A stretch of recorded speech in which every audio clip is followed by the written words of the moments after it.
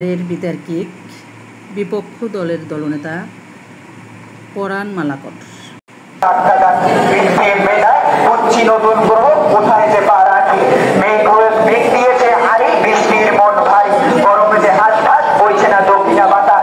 আজকের বিতর্কের বিষয় ঠিক করা হয়েছে জলবায়ু পরিবর্তনের বিরূপ প্রভাব মোকাবেলায় যেমন আন্তর্জাতিক উদ্যোগী নয় স্থানীয় উদ্যোগও আবশ্যক। যুক্তিগত কারণে বিপক্ষে আমার অবস্থান। মানুষ তার প্রয়োজনই বিকাশ করিয়েছে এই সভ্যতার, মানুষ তার প্রয়োজনই তৈরি করেছে বাষ্প ইঞ্জিন, আবার মানুষ তার প্রয়োজনই 1992 সালে লিখেছে ধরিত্রী সম্মেলন।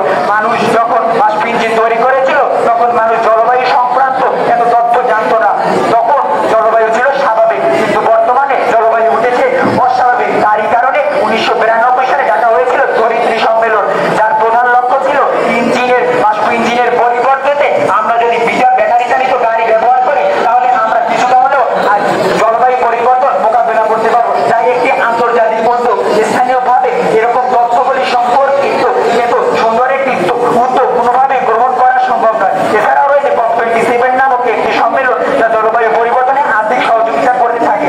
এটি ইতিমধ্যে আমাদের বাংলাদেশ সহ ইতিমধ্যে বাংলাদেশে $9.4 মিলিয়ন দিয়ে সাহায্য করেছে এবং আরো $22 মিলিয়ন দেওয়ার প্রতিশ্রুতি করেছে, যা কখনো স্থানীয় উদ্যোগের মাধ্যমে করা সম্ভব নয়, কারণ স্থানীয় উদ্যোগের মাধ্যমে এত অর্থ